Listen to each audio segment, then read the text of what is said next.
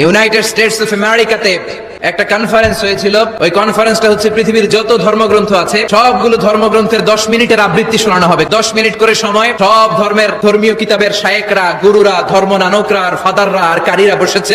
বিচারকের সামনে একটা সবুজ বাতি, একটা লাল বাতি। সবুজ বাতিতে চাপ দিলে আবৃত্তি শুরু, রেড বাটনে চাপলে আবৃত্তি শেষ। প্রথমে ডাকা হয়েছে শ্রীমত ভগবত গীতা, পড়ার পরে বিচারক রেড বাটনে প্রেস করেছে, সময় শেষ, নেমে গিয়েছে। এরপরে ডাকা হয়েছে ত্রিপিটক, এরপরে ডাকা হলো দশাতীর, এরপরে ডাকা হলো গ্রন্থ সাহেব পড়লো, জিন্দাবেস্তা পড়লো, এরপরে ডাকা হলো উনি এসে ওনাদের বাইবেল পড়ে গেল 10 মিনিটের জন্য। সব ধর্ম গ্রন্থের আবৃত্তি এবং তেলাওয়াতের পরে সর্বশেষে মুসলমানদের ধর্মগ্রন্থ কোরআন আবৃত্তি করার জন্য ডাকা হয়েছে।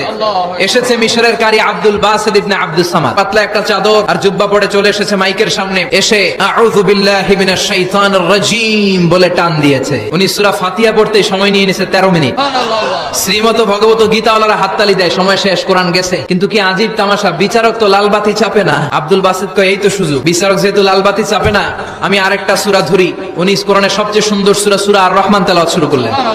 উনি উনার গলায় আল্লাহ যত সুর দিয়েছিলেন সব সুর, দরদ, আদর ঢেলে দিয়ে সুরের ঝংকার তুলে পুরো কনফারেন্সকে মাতিয়ে দিলেন। 30 মিনিট হয়ে যায়, লাল বাতি চাপে না।